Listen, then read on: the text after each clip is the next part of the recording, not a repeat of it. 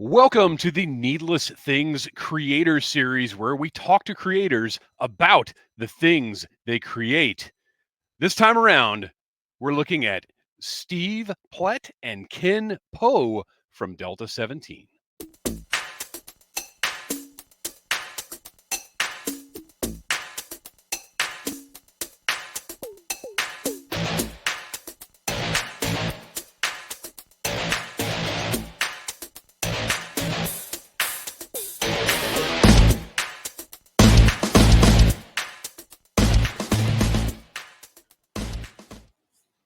All right, Steve and Ken, welcome back to the show, but to the show for the first time, since this is, as I was telling you beforehand, this is a new format where we're just doing long form interviews with creators. We want to talk about what you're making, what inspires you, the background of what you're putting out there in the world. But as a little introduction, why don't we start with Ken? Tell us a little bit about yourself and why you're here.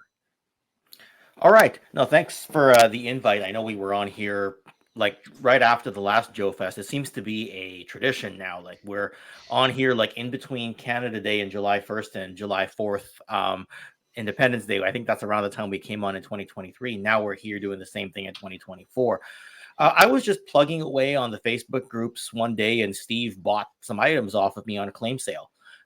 We slowly became friends after that. He brought me on to Delta-17 just as a part-timer. And then Toy Connections came around in 2021. Since then, I've just been plugging away, doing my videos, and then continuing to help Steve part-time. And then, of course, as Joe Fest ramps up, part-time starts to become more like full-time. And then kind of helping out with the social media aspect of Delta-17 and with the promotional aspects of it. And it's just been a real thrill ride. Coming in last year, nobody really knew much about us. We were kind of a surprise offering. Yes. You came up with a microphone and stuff and was like, huh, what's this? And you kind of had the same reaction a lot of people had, Dave, which is, I don't know what I'm looking at, but I think I like it. And that was kind of how 2023 went. Then the expectation went up in 2024. And as far as we can tell, we've met that expectation with a very successful Joe Fest. A lot of popularity with the line so far. A lot of orders coming in, a lot of positive feedback. And yeah, here we are now in July of 2024, plugging away, keeping it real. And Steve, you are the originator, the mastermind behind the unwieldy beast that Delta-17 has become. Tell us a little bit about yourself. Well, I've always been huge into toys, comics, cartoons. So my whole life, my whole goal in life was to make toys, comics, and cartoons. And to break into any of those is nearly impossible unless you want to, if you write a script, well, you got to sell it, you got to say goodbye and all that stuff. And I didn't want to do things quite that way. I didn't want to create something and then just sell it and watch someone else, cut off its legs or turn it into a turtle or whatever it was, right? So it's been a long process trying to find a way into one of the three industries. And it seemed for a while there that I might be able to get my foot in the toy industry. So I just pursued it. I didn't know much. And one stupid question led to an answer. And then I came up with a handful of more stupid questions and found a few more people and just kept going until we assembled a team of highly competent people, from our project manager to Ken to our sculptor, Tommy and Jesse, and managed to throw together a line that we're very proud of. And sorry, I got a bit of a cold and a scratchy throat, so I might start just hacking at any moment, which is awesome. We'll let you rest from time to time. Okay, thank you. Good. But yeah, so now we've got our first comic book out, which is really exciting. Issue number 1. It's Some Heads Are Gonna Roll is the name of the title, and we hope to get on to issue number 2 soon. If in case anyone's wondering, yes, we will be sending the comic book as well as our Joe Fest exclusive Elite Sentry. Some people just call him the Red Okami, which is, that's cool. Yeah, nice. We'll be sending these over, the comics and the figures, over to the fulfillment center. and they will be available up on our store, I don't know, 2, 3, 4 weeks from now. So, and we're just going to continue to make more toys. Wave 2 is in process. The Hind helicopter in 1/18 scale is being sculpted right now. That'll be a long process, right? Even when the sculpt is all done, we're going to hand it over to the factory, or not the factory, sorry, the design studio in Hong Kong, and they're going to turn it into something that can actually be turned into a toy, you know, with all the tooling and everything like that, and how it'll work. And so we're really looking forward to that. At Joe Fest, of course, we unveiled a new toy. This is our Hailstorm unit. We call it Wave 1.5. The reason why we call it that is we originally wanted it in Wave 1. It was written down and drawn up with all the other characters, but it was a very complicated sculpt, and we were falling behind in many ways. We were just trying to do too much at once, right? Yeah. So we went ahead and cut it out of Wave 1 and decided that it would be a filler for Joe. You know, it'll be available, I doubt by the end of this year, but early next year for sure. So yeah. Mm-hmm. So what blew my mind about you guys, and what really drew me in to the booth last year at Joe Fest, was the fact that you just showed up with figures. You work in silence, and Yeah. you show up with product, and it's mind-blowing. Like, I had no idea you were going to have another figure to show at Joe Fest this year. You guys didn't promote it, you didn't mention it, you just showed up with it and said, look, here's a figure. And my personal opinion on that, I think it's a good thing that it didn't make it into the first wave, because your first wave is such a clean, tight presentation of new and yet familiar forms. Right. And almost feel like that hailstorm might have cluttered it up a little bit. Whereas Right, yeah. now everybody knows Delta-17. Everybody understands that Delta-17 is a top of the line modern O-ring figure, and you can add things like that hailstorm to the line, and it's not knocking people for a loop. I feel like if that had been a part of the initial presentation, it would have been like, oh, look at these cool figures, and then this thing that's a little too much for my brain to take right now. Right. It's a little bit further in that opposite corner of the sandbox, so to speak. Right, Yeah. right. Mm-hmm. And it's incredible, and I love it. And the fact that you're doing that nice blue repaint for no reason in particular. We don't know why. No, why would you do blue? Who knows? But it's such a great touch and a great variety, and that's what I love to see, is you created this solid foundation, and now you're building on it, and you have so much room to expand, because Delta-17 now has the reputation of, look at these great figures, let's see where they go. And thank you've you. got, well, I also like the fact, you mentioned you wanted to get into comics and toys and cartoons. And it's going to be interesting to watch your path, because one leads to the other. It's this sort of holy trinity of pop culture, isn't it? Yeah. Hopefully, yeah. I would love to see all three come to light for Delta-17 for sure. So I want to talk a little bit about kind of your personal histories with O-rings. Ken, you are a toy historian. Toy Connections, phenomenal channel.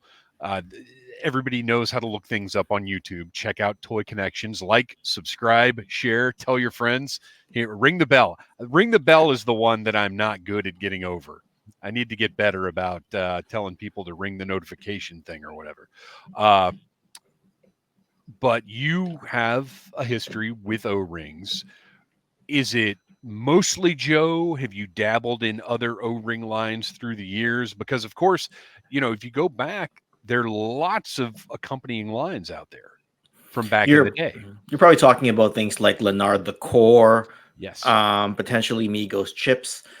For me, growing up, I associated O-ring directly with Joe and nothing else. Later on in life, like just in the past year, I started getting a little bit into Micronauts, Oh, yeah. mostly because there's a history there with Micro Man.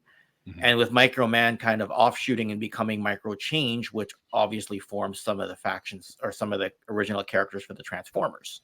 There's that whole history there. So when I go all the way back to Micronaut / Micro Man, to me, it's quite a fascinating thing to go back and study / look at.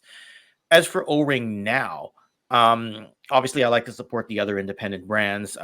Twice now, Matthew LaCroix has told me how much he likes the Rooster character for Delta-17, and obviously he didn't have it at the show, but I'd love to get a Bullet Man type of character and the Mike Power characters he's got for Strike Force Alpha. I've got a small sampling of Strike Force Alpha on one of these shelves here.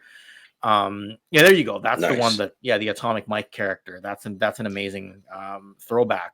Well, and since you brought him up, hang on, here he is. Yes, Rooster. Cool. Right? So supporting some of those lines. Operation Recall obviously is big in the game. And Call Sign Longbow is going to get there not too long after this recording comes out, within maybe 2 months, I heard that they're going to get their Ghost character out. Skeletron's obviously got some offerings out there. Legends of the Hidden Force has got stuff out there. There's a lot out there to really pick and choose from. So I have supported each individual creator there to varying degrees. Some are all in, some are one figure. Yeah. Well, in this day and age, if you're serious, because you looking behind you, obviously you have a lot of interests, and you can't be a completist with very much. I find myself picking and choosing between lines just out of necessity. Absolutely.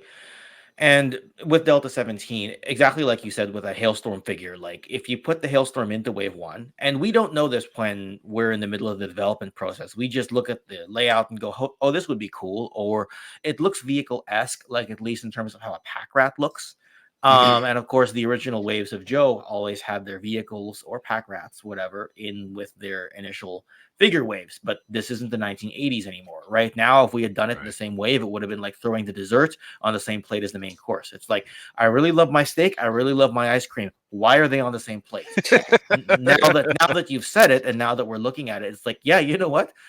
Save that bit of dessert for later. Like this Wave 1.5 is exactly the kind of thing we need to tide us over, because that's going to come out at the same time probably as a lot of the Longbow figures are coming out. And Longbow's going to get their day in the sun as far as their reveals and reviews and everything. They're going to get all the same treatment that we got, right? We'll get a snippet of that with the Hailstorm. Great. But yeah, and I think Legends of the Hidden Force is due out in a few months as well. And it's going to be the same thing. We want all of them to get their day in the sun. If our whole Wave 2 had to come out at the same time, it may be a lot to digest. But just the Hailstorm unit. And some people who don't collect our line, they might want that Hailstorm unit just to complement those other lines, or the blue version to kind of headcanon into another shelf of some sort. Sure, absolutely. Well, and it's funny because so many of those, the Robo Skull, Call Sign Longbow, Legends of the Hidden Force, all the ones that you mentioned launched right around the same time. I like maybe even within the same year, I'm thinking. Pretty close. As much as, because I backed all of those to various degrees because I just absolutely love O-Ring. It's what I grew up with. As much as I'm sure all of those creators would have loved for their product to come out when they were hoping it would come out, it's actually working out quite well with these staggered releases. With, for instance, the Robo Skull having, they got their Skeletron Wolf Trooper O-Ring out. They got some of the Marauder style figures out. Now we're waiting for other things, and we're going to get sort of piecemealed out. And I know it can be frustrating to the backers sometimes, but for me, I'm ready to wait for the good product. Like if you tell me 2 months from now, like, oh, we ran into a snag with the Hailstorm, it's probably not going to be till February, then I'm going to be like, good, that's great, because I want it to be the best Hailstorm it can be. I don't want you to rush this thing to market. We're all in collecting for the long haul. You know what I mean? Like, I want the best product I can get in my hands. And if it takes a little longer to get it, and with independent toy creators, sometimes it just does, because you guys, I don't know the specifics of Delta-17, but I know that a lot of the independent toy creators using all the same factories as the big boys. And if the big boys all of a sudden decide, hey, we need WWE Elite 118 a couple months sooner than what we projected, then guess what? Whoever's using that same factory is getting bumped a couple of months. That's just how it works. And to that, I say Nick Khan and company, we don't need the 18th iteration of Roman Reigns. We want the first iteration of Hailstorm. So, sorry, the big dog can wait. I don't need another Cody Rhodes. I've got 3 AEW Jazzwares ones. So, Ooh, whoops. Sorry, can I say that on air? Just joking. that sounded like a gauntlet right there. No. Never. Well, it's funny that real quick diversion because and we will take some sidetracks here because we're here to talk about you guys. We're here to talk about Delta-17, but we're also here to talk about the toy industry. Absolutely. I did pick up one of the Mattel Cody Rhodes, and boy, they just can't seem to get that neck tattoo in the right place. I don't know if you've seen that or not.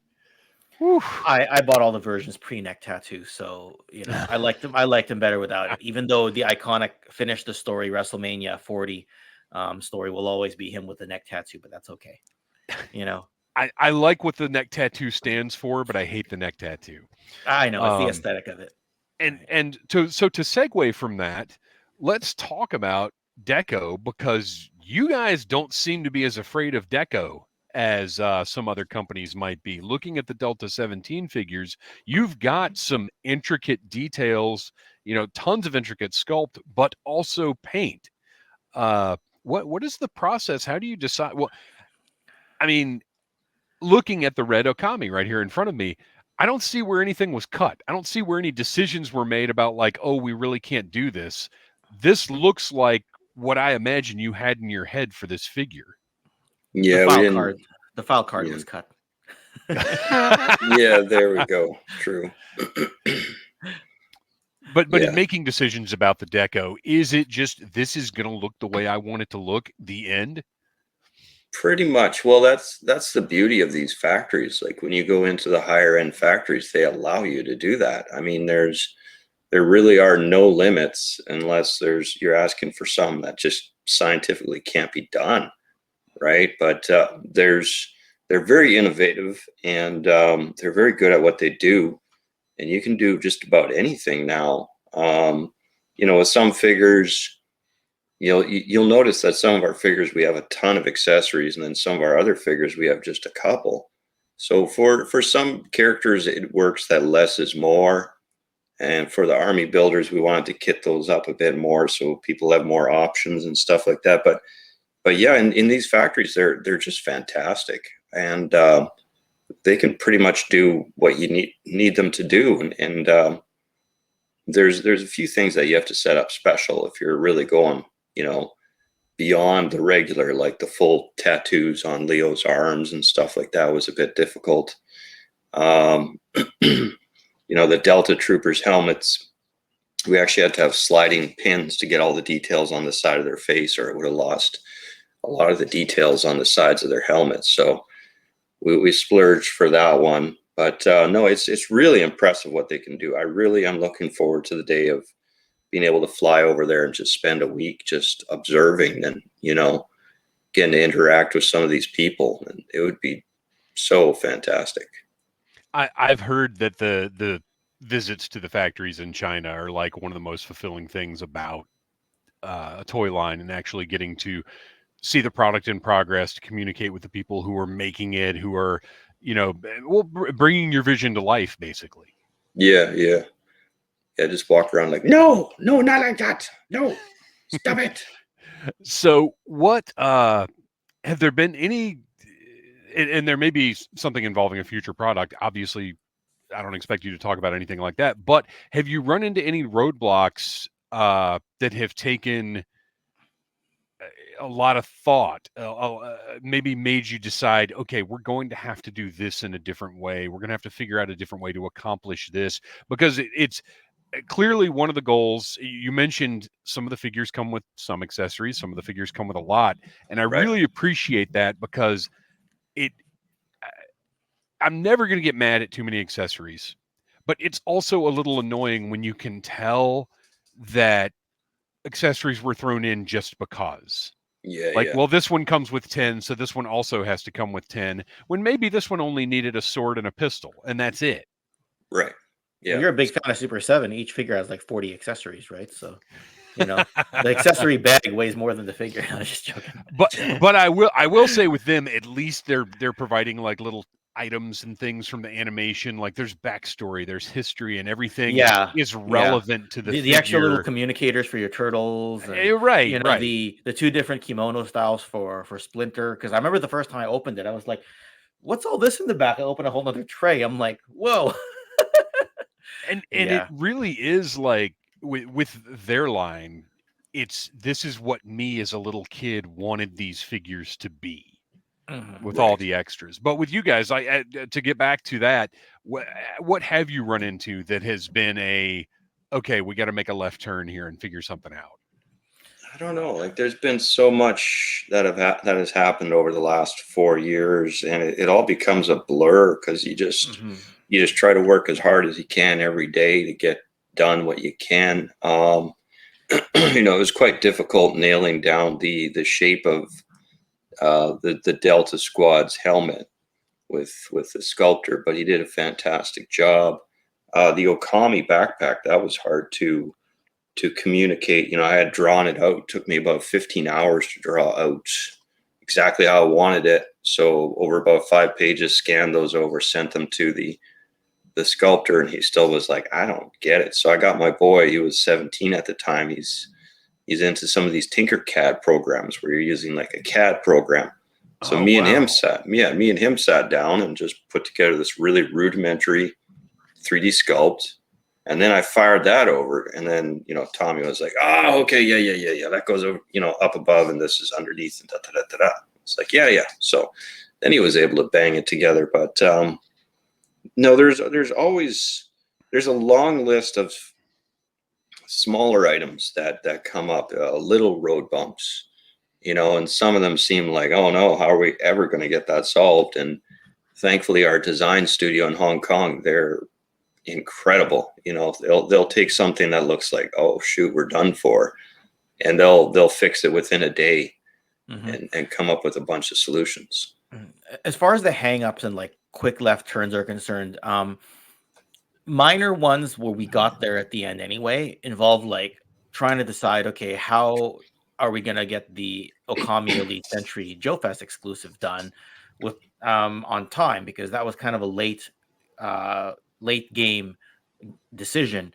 And we were like, okay, well, do we need a file card? I mean, it's similar to the Okami, but it's a little more elite because the character hangs out at the headquarters. They come in a shadow dragon everywhere. Do we need a file card for that? If they sell out, do we put that on a second run with a file card? How do we get this here quickly? Oh, wait, we have to express airship it. Well, that offsets the cost of what we would have cost to put the file cards in. Yeah. Right. That's how it ended up being the same price, even though Steve and I were deliberating going lower. So that's one sort of left turn we had to make, but that's less on the figure and more on the presentation of the figure. And then the other one was the comic, right? Having to make sure that it was ready for Joe Fest. And having to change colorists late in the game because while our colorist was available, he had a bit of a personal snafu in life. And then when we ran up against our deadline, we were like, well, this has to be ready for Joe Fest because that's where we want to get all the buzz and all the talk about the comic. So we ended up having to ask another colorist to jump on board very late in the game. We weren't to the point we weren't even sure we would get the comic done. Yeah. Steve picked up the physical printed copies of the comic. The Monday before Joe Fest? Joe Fest started on Friday. On Monday, and then I left on Tuesday. To leave. You needed to leave Tuesday latest.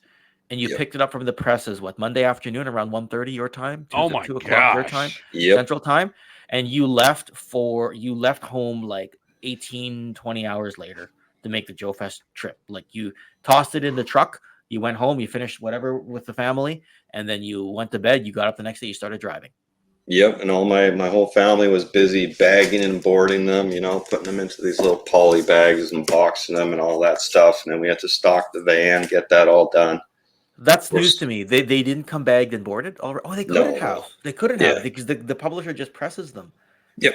So you had the assembly line of your two boys and the daughters and your wife probably all bagging and boarding these. Wow. You had all hands on deck, literally. Yeah, we couldn't load the van because you always have to do the heavy stuff, sort of center front, right? So the van was left completely empty until the comics were all bagged, boarded, boxed. Then you throw those in, and then you can stock the figures and all that stuff. So every day prior to Joe Fest was, 7 days a week, at least 12 hours a day. Some days were like 19, 20-hour days. But yeah, it was worth it. It was great. But, I didn't get any rest before going there. And then I drove a bit too hard. And then we got there, we went a bit too hard. And then after it was over, I drove straight through home without stopping. My gosh. Yes, that was like 30 hours, when you add in bathroom breaks and gas and all that. Yeah. And then I picked up this nasty cold, my body's way of saying, yeah, no, don't do that. That's stupid. Right. So I don't want to downplay the amount of work you did at all, but there is something just rewarding about putting that much hard work into something you love that nothing else equals it. Yeah, it gets quite addictive. It was really amazing. My favorite thing was, we had 4 6-foot tables.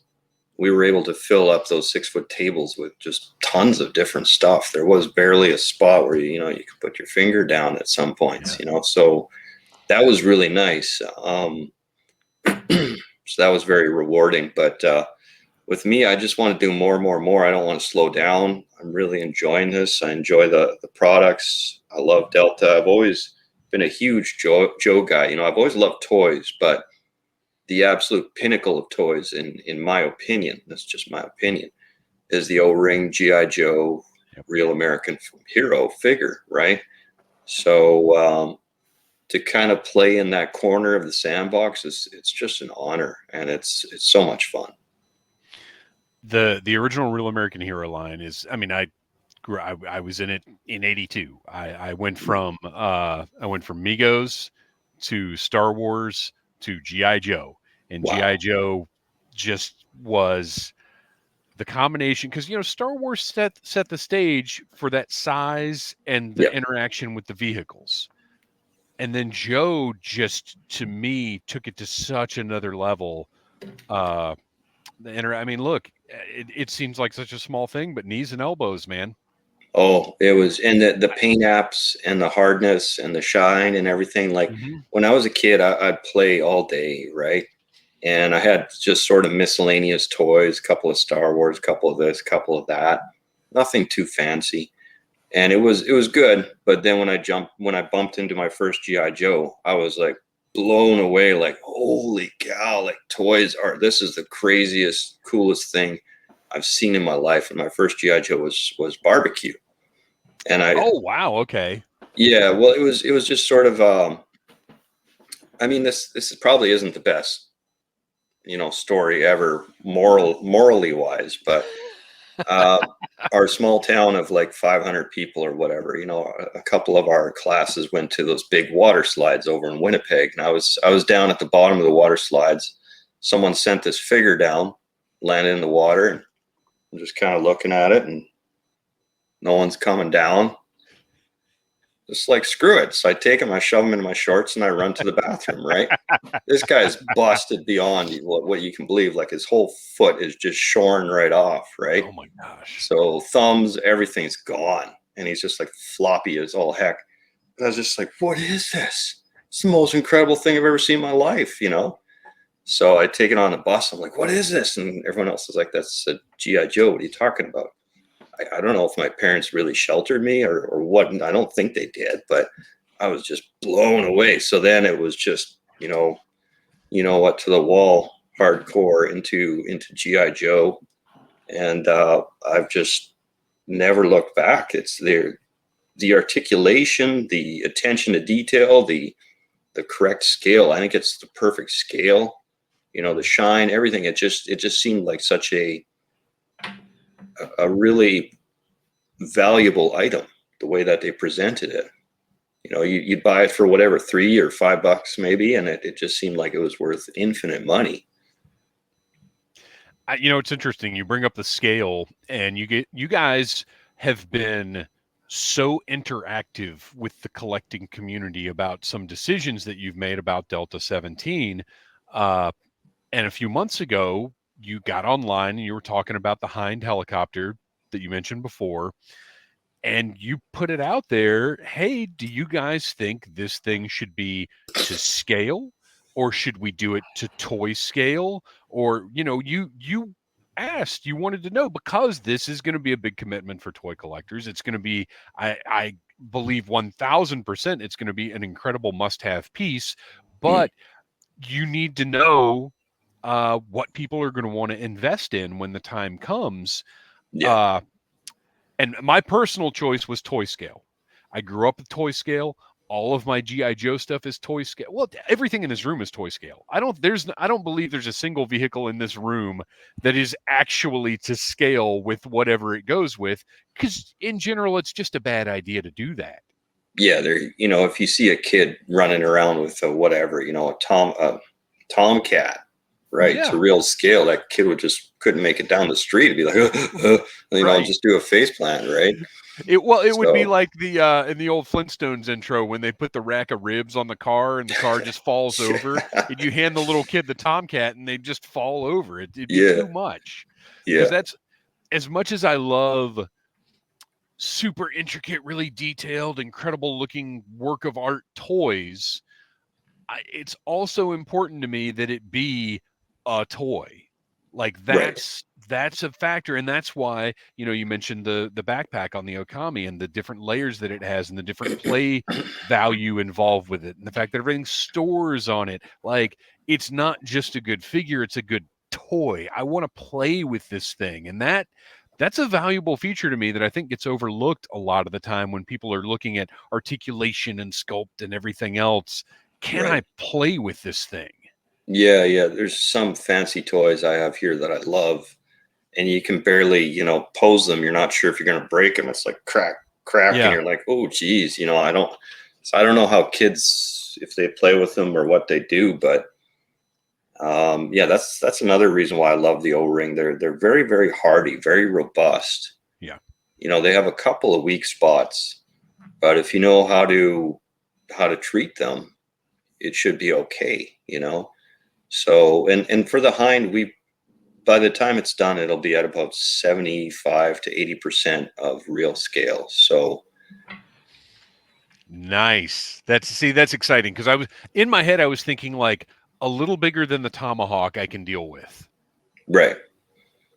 It's, if you were to take the Tomahawk and line up the rotors so that they're far out as possible, right, it'll be the same size as that. So it'll be 2.5 feet. Yeah, and I think that's pretty reasonable, because we're in a world now where, as has been hit on in the media recently, adult collectors are driving the market. So you can get away with something that's maybe a little less toy scaled than what we're used to, although space is certainly becoming an issue now. Yeah, it is. That's true. It's true.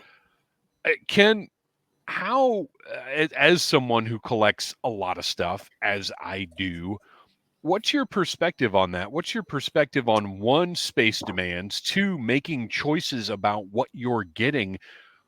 Because, as we go through the years and more lines come out, like right now, I'm so hyped up for Operation Monster Force from Fresh Monkey Fiction.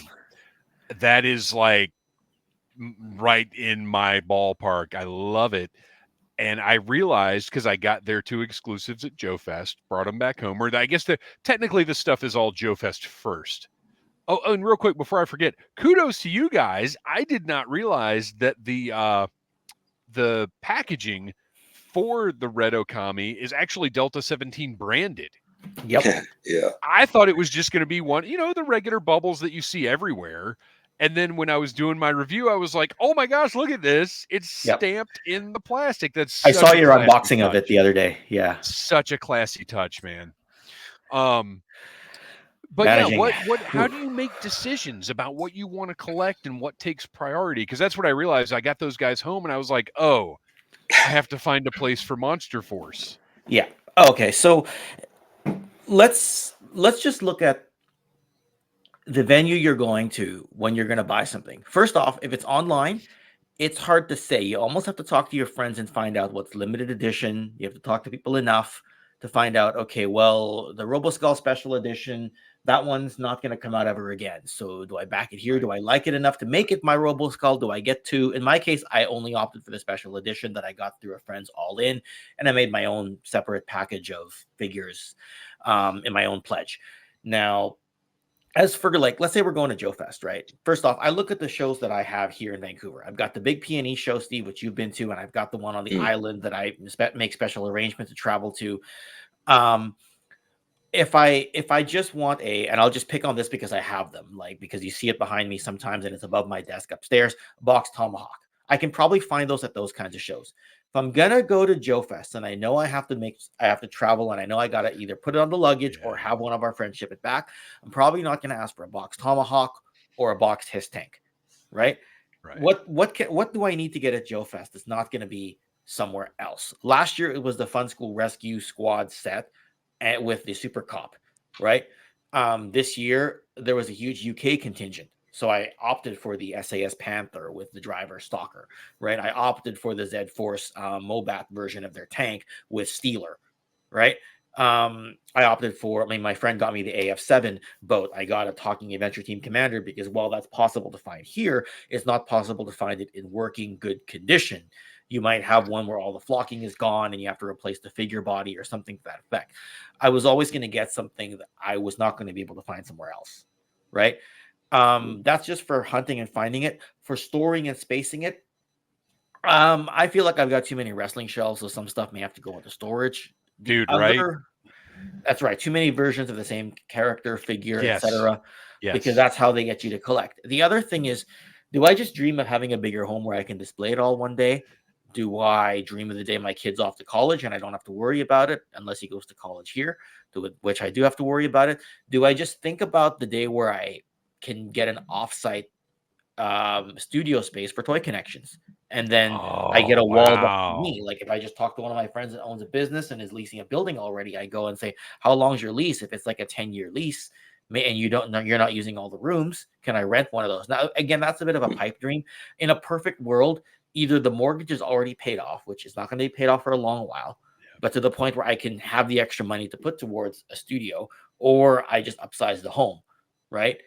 I'm not really sure which one I want because, Steve, as you know, with a larger home, there's a lot more upkeep, a lot more maintenance, right? A lot of bills, Like even later this week, our townhouse strata, we have to make a decision about whether we're going to replace the fences or not, right? That decision will be taken out of my hands. But if I have my own home, that fence is gonna blow over every winter anyway, right? So it's just one of those things that how do I actually decide? I buy a Terradrome, I put it away, figure it out later. I buy a flag, figure it out later. I bought a Boulder Hill, figure it out later. I buy a hind. I'll probably have to put the hind on top of something at home and be like, well, this is one of our babies, so we're going to display it. So decision making really just comes down to FOMO, and it's not so much where do I put it for display. It's just where do I put it. Period. And the shuffling does happen. I just took down all my MCU stuff, and I love MCU. I love the MCU figures because so many of them are 100% new tooling. Like they feel to me like a better value than a typical Marvel Legends figure, but had to box them up because I had to make more room for classified. It just had to happen. And you mentioned the wrestling figures. Literally, I'm not even joking. Every couple of months, I'm sitting here thinking, do I need to just get out of wrestling figures? It's just this endless new versions of, like you said, the same people. And even the legends, who in many cases have kind of one signature look, even those they manage to do over and over again. And I feel like that's the one thing. If I had to make a choice right now, if somebody walked in here and was like, you can't buy any more toys until you get rid of one of these sections, wrestling would be it. And if I feel that way, shouldn't I go ahead and do it? So when they get new versions of characters, right? I think that's for people who missed out the first time. Absolutely. 6-7 years ago, if you got your defining moments Bret Hart, that's your Bret Hart. If you missed it, that's where the Ultimate Edition comes in. Right. If you miss that, that's where your next Ultimate Edition comes in. And eventually, if you don't want all the extra stuff, then you get the Elite Series, the Survivor Series one that came out. That's how you do it. Now, if you're me and you get suckered into buying multiples and you don't want to sell it because it's your favorite wrestler, that's a whole nother thing. See, and that's I am 100% in support of Mattel's habit of continuing to update specific looks, specific characters. I absolutely think they should keep doing it, but just for my part, I'm like, this is a thing that's never ending in a very different way from, having a couple of different Dukes or a couple of different versions of Dracula or whatever the case may be. So to go from that, if somebody walked into that room right now and said, Ken, you can't collect anymore until you get rid of one portion thing that you collect, what would your choice be?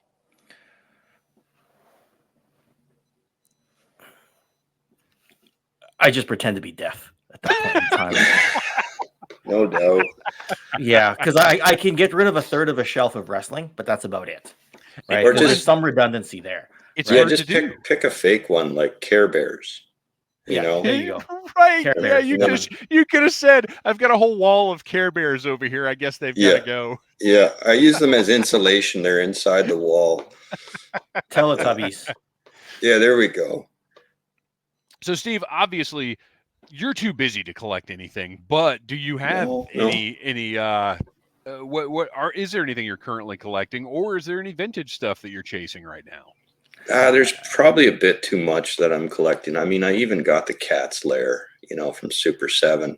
Oh, really? I just didn't know how to say no. Like, first of all, for Delta purposes, of course, not for my own. Of course. Research. Research. But no, like, seriously, how do you get tooling that big where you've got pieces of plastic that big with good quality plastic, some good detail on it? Is it going to be strong enough, etc., or will it be like the blue launch bay doors on the Defiant that always break open? Right. We'll inch our way up there. It all begins with a helicopter. And then we go, okay, what's next? Well, that's what kills me a lot of the time, or what gets me a lot of the time, is I'll look at something and I'll think, because I got the Thunder Tank. I'm actively collecting Super 7's Thundercats. I got the Thunder Tank, but the Cat Slayer was just, I knew it was too big. I had an Eternia on the way. I've got Snake Mountain and all the other, now I've got two Snake Mountains because I got the Origins one also, because for some reason I feel like I have to collect Origins even though I've got a complete Classics collection. That's a problem. Why is that? But I'll see something and I'll start to think about reviewing it. Mm-hmm. I'm like, oh, I really want to see how they did this. How, like you were saying, how sturdy is this going to be? How did they manage to execute this that should be a really flimsy piece, like the ankles on the Thunder Kittens. Wily Kit and Wily Cat just came in. Tiniest little ankles you've ever seen, but they work. They did it. They've got the regular, standard modern articulation on them. I didn't realize both of the Wily Kit and Wily Cat were out already. I thought it was just Wily Cat just came in from Big Bad a few days. Actually, while I was at Joe Fest, Wily Cat came in from Big Bad. Yeah. Well, now you're reminding me that I have to go and buy them, of course. So great. And that's to go back to the decision making. For a few years, I just pre-ordered directly from Super 7 because I prefer paying up front. I like allocating my money. And I don't get into the whole, they should be paying interest on my whatever. Just let me go ahead and pay for it. Send it when it's done. I'm fine with that. Yeah. But it got to the point where like Big Bad would get them in before Super 7 was sending them out. So I started making decisions. Well, let me pre-order these from Big Bad. And then it got to the point of, all this stuff is coming out. Delta-17, Operation Recall, Call Sign Longbow, like all that stuff. I got to make some decisions about what I'm actually going to buy. So now there's a whole pile of Thundercats that are out that I don't have because we have to make decisions about things. Oh, I know. Yeah, I'm still getting that Robo Bear or whatever he is. That guy's awesome. That was the Robear Burbles. Yes, you nailed it. Yeah, there we go. I think people have been kind of waiting since the Mattel days for those Robears to come out. Like that's been a big one on a lot of people's lists. But let's talk about big wants on your list. So Delta-17, you've got the comic, you've got the toys. In your head when you visualize, because as toy collectors, we all kind of visualize the action narrative of whatever toy line it is. What's the tone that you see of a Delta-17 cartoon? What style is it in? How does it move? How do they talk? How do they act? Like, how do you visualize it when you're thinking about these characters in motion? Boy, I think the best example would be what was that G.I. Joe? Not Retaliation. Resolute. Okay, so G.I. Joe Resolute did a very good job. That would be something that I'd be looking towards as as sort of a template as far as action and whatever. I always tend to go back and look at the movie 13 Hours. I don't know if you've seen that one. Ooh, I'll have to check that out. Okay. I'm going to make a note right now. Yeah, it's an incredible film based off of real events. The 13-hour fight for, what was it, Benghazi, Libya. Anyways, the way they stack the action in that and the way that they stack up the human interactions and different things like that, that would be probably one of my templates, I suppose. But if we were to do cartoons, I'll be in there in every facet of that, trying to do something different, trying to do something the way that we see fit. It would be a lot of fun, but that's years down the road. So, yeah. Well, again, you guys are laying the foundation for it right now, and I think that's awesome. To go back again to the hard work that you're doing, it's really funny to me. You know, when I go to my day job, I work my 10 hours, and yeah. I feel good about, like, I like my day job, but I do my good. 10 hours Good. of work, and I'm like, okay, I'm good, I'm done. But I've always said, if I was doing this, if I was doing something I loved, I would kill myself. I'd work 24 hours a day. Because the amount of passion and hard work that I'm able to put into something that I'm invested in just feels limitless to me. And as you found out, it's not limitless. Yeah. There is, a limit to it. But I just, when I get into things, whether we're doing a game show for a convention or whether I'm working on something for the channel or whatever, it's just that work ethic and that energy is almost like it's coming from a different place. Yeah. Yeah, it's difficult in some ways because you do get so passionate that you can really get lost in it. And when you see one thing that seemed impossible actually come true, then it's like, well, what else can we do? Right. And then you just, like we finally have a comic book out and we're doing the Hind. So it's like, okay, so we pop two new walls or whatever into two new realms. That gets addictive as well. It's like, well, I want to do comic book number 2 real quick. And it's like, well, it's there. First of all, comics are very expensive to make, from hiring the artist to the colorist to the letterer to getting it printed to, et cetera. They're very time consuming, very expensive. But yeah, it's what was the question? Sorry. Oh, just talking about passion. having a passion for something and as you said, seeing it come to life and evolve and each new thing that you're able to accomplish becoming kind of addictive. It is addictive, and every now and then I'm finding right now it's funny. You can be bold and you can be assertive and you can get so much done, and then all these things come to fruition. They're right in front of you, and right now I'm in this weird state where I'm almost intimidated again. Like I have to start again.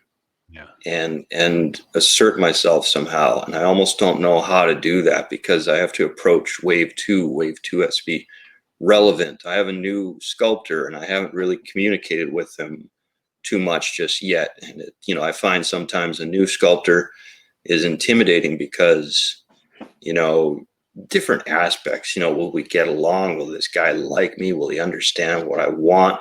I don't want to be that overbearing, like, no, do it again, and no good, right?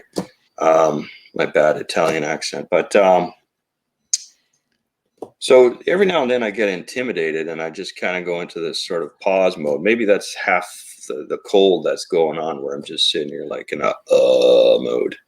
But, we just came off of finishing the comic and Joe Fest. So there's a bunch of, victories or whatever you want to call them.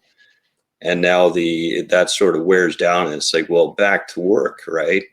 And it's like, do I really want to go through the process of doing, another 12 of these guys? Because when I do them and when I work with a designer, it's exhaustive. Like, I really try to, when it's a designer that I get along with, we go back and forth every 2 or 3 days, and just, so he'll hand me something that he's worked on for 8 hours, and then I'll spend 4 hours, photoshopping, drawing from different angles, scan, send that all in, and etc. So I'm working at about 50% of what he's doing. So I find it to be quite exhausting sometimes, right? But the end goal, of course, is always amazing. And, quitting is never an option. It's just not on the board. But, yeah. There have been a few designs we've had to go back to the drawing board on. And entirely. Every time Steve's gone to that crossroads of, do I scrap what we have now or do I force fit it? He's chosen to scrap it. Yeah. And I wasn't sure until Wave 1's, the original, like the unpainted, the T1 test shots came in. Then I was like, okay, this was the right decision, because then you saw the details on them. Right? Yeah. We were fiddling with those in the hotel room at Joe Fest 2023. And I'm looking at them going, yeah, it was absolutely the right choice to go back to the drawing board on this character. Right. Yeah, there's been a few, like we've gone through some sculptors where we just don't click, because like a lot of these sculptors, they're incredible. They do beautiful, beautiful work, but they work in the realm of the modern, 6-inch to statues to whatever. So to come down to this smaller, and then you're telling them to do folds in the clothing, but the folds, don't make them look like folds, make them more look like putty, that is, but still sort of foldish, right? And so the people are like, huh? So it can be really difficult. Like we had one sculptor that did one of our characters, and I don't want to give any clues because I don't like saying things that aren't, wonderful. But when this person handed it in, I was just like, wow, our figure looks like a crack addict. And so the sculptor was like, well, what can I change? And I was just like, everything. Like, destroy it, start again. But we were already 20, 30 hours into the sculpt, and it's like, oh, wow. Yeah, so it was unfortunate. Again, this person is incredible. If you were to go to their Facebook or ArtStation page, you would see just like bang, bang, bang, just like wow, wow, wow, beautiful work, right? But to translate that over to one of these guys can be daunting. So, well, and that's this aesthetic, as much as we grew up with it and we love it and we know it, it's tricky.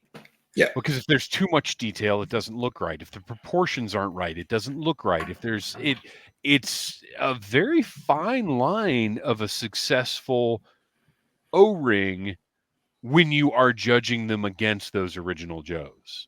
Totally. Like our goal is to be just like Real American Hero with maybe 10 to 20%, just kind of turn that dial slowly up so people, maybe they can't really see it, but they can, they sort of see it, but they don't, right? It's just enough for them to say, this is awesome, but they don't go like, oh, this is like, you took a 6-inch figure and you just shrunk it down, right? It's too much. It's too weird. So it's really fine line to walk. Mm-hmm. And well, I don't blame. I like to think of them as a, what if it kept going? Yeah. That's the goal, right? So, well, guys, this has been a fantastic conversation. I love seeing behind the scenes, and I just love hearing the process and how you look at the things that you're creating Before we wrap it up, just sort of final thoughts about Delta-17, where you're headed. We know what we can look forward to, but lay it out again, just so we've got a little nice cap to the end of the episode. Steve, you want to take that one? You want me? Okay.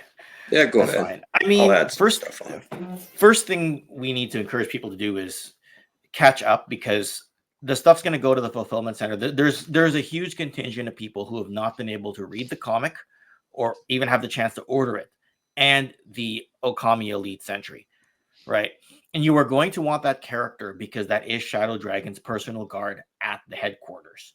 And once you get the chance to order it, well, first off, don't buy the ones on eBay that are a little bit marked, marked up. Free shipping.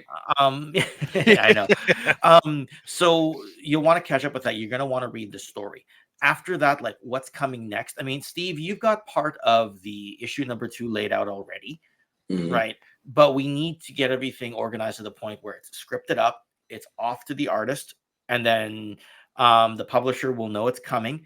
And by this point in time, we'll have had a better system that we've dialed in to get that next comic going, because people are going to want to know more about the story. Yes, there's a big contingent out there that's going to want to just headcanon this in, but we need to at least give them the option, right? Yeah. As for Wave 2, I mean, everything's kind of, well, first off, Hailstorm's going to go get done next, right? Like, probably, if we're lucky, it's December. If not, it's Q1 of 2025. But that's okay, because that'll get us a release early enough in 2025 and something for people to buy personally in hand at Joe Fest. We have to think about what the next Joe Fest exclusive is going to be. And likely after that will be Wave 2. Purple Hailstorm. Purple Hailstorm is what, yeah.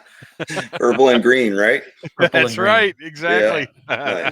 Nice. So a lot of people are going to be wanting to know what's going to happen next. Well, Wave 2 and the Hind are going to kind of go at a staggered pace. And then we'll see kind of which one gets off to the races first, because the person who's sculpting the Hind is not the same person who's going to be doing Wave 2. Yeah. Right. So will we even get Wave 2 done by the end of 2025? We hope so. Same thing for the Hind. We hope so. But right now we're letting the dust settle, because everything was kind of overlapping, right? Yes, we were done Wave 1, but did we have the benefit of the promotion of the Kickstarter to get it out there? There were a lot less people aware of Delta-17 than there was about, say, Skeletron, or Operation Recall, right? Because the Kickstarter model, those individuals were deep within the old school Joe community. Like, a lot of those dudes have been going to Joe Fest and the previous Joe Con for years and years on end. And sorry, just dropped something not too important. And we sort of just showed up in 2023. It's like, hi, we're here too, right? So we're playing catch up on the reputational front. We're playing catch up on the awareness front. So broadcasting Wave 1 is happening in parallel with developing Wave 2. Like, there's still a lot of people, like, Steve, you've seen the orders since Joe Fest ended. There's been a surge in orders. Oh, yeah. And we thought, man, we only have 12 characters. Does everyone who wants them already have them? The answer is clearly no, right? And after some of those individuals got to hang out with us, they're like, we like these dudes. We're going to buy some army builders. I'm going to buy some carded ones now, right? But then, of course, with more orders means potentially more errors and potentially more things getting damaged in shipping. And we're going to have to, like, compensate that on the back end with some either refunds or new figures being sent out. So again, what's coming is just this twofold approach of promoting Wave 1 and getting Wave 2 developed, right? We got to Joe Fest. We're now waiting for the dust to settle, because we're not exactly sure, like, how to feel coming out of it, because it's very surreal. Sure. When I first mentioned Joe Fest to you like 4 years ago, Steve, it felt like a pipe dream. Yep. And we got a sniff of that pipe dream with showing prototypes in 2023. That was a success story, but that wasn't the same success story that we had with a full booth worth of products. Yeah. Right. It was crazy. That was like living the dream right there. And just the feeling of accomplishment that came after the 2024 show as opposed to 2023, it's like 100-fold, right? We came away with the feeling of a massive victory that we never even thought it was possible to even get to the game, let alone get the victory after. And now it's like, okay, what's next? It's like, I don't know. Hence my long answer. Well, you guys deserve a victory lap and a little rest, but then get back to work. You bet. So before we go, Tell us where we can find you on the socials, put over your YouTube channel, do all the stuff that you do. Okay, the Delta17toys.com for all your figures. Delta10 off is the code for 6 figures or more. All one word, Delta10 off at 6 figures or more. At Delta17 Toys on Instagram, Delta17 Toys on Facebook. My YouTube channel is just Toy Connections, as you see spelled on the screen. I've also got an Instagram account. I often cross-post whatever is happening on Delta17. Yeah. I sort of work independently until I get called by Steve to go do something. So I'm usually just putting together a toy history. Right now, I'm working on something for the G.I. Joe Adventure team. And then suddenly I looked and it was quarter to the hour and I had to come get set up for this. And now we're having fun talking Delta-17. Now Delta-17's on my brain again. And I'm forgetting all about 12-inch Joes and all that other stuff. So. Oh, no, don't let it fade too far. We need that video. Well, guys, thank you so much for coming on, talking about toys. And you bring up a very good point that being at Joe Fest or any convention like that is important because you are both very cool guys that I enjoy talking to. And that right back at you, man. Thank you, man. I appreciate it. That's important to me for a brand. When you know you're collecting from and you're supporting people who are genuinely passionate about what they're doing and are genuinely cool people, it gets you more invested in that line as a collector. That's just how it goes. And one other note, 10% of our profit goes to an orphanage in the Congo right now. We might start to look at another orphanage in Ethiopia that's doing quite well as well. Just so you know, we're not here just to get rich and, send us all your money and all that stuff. We're bringing in a fair amount of money, but most of it goes straight back into development, and 10% goes to the orphanage. So we want to change this world as we go. That's beautiful. Thank you so much, you guys. Yeah, well, thank you, man. Appreciate it. Smash that like button if you like Needless Things.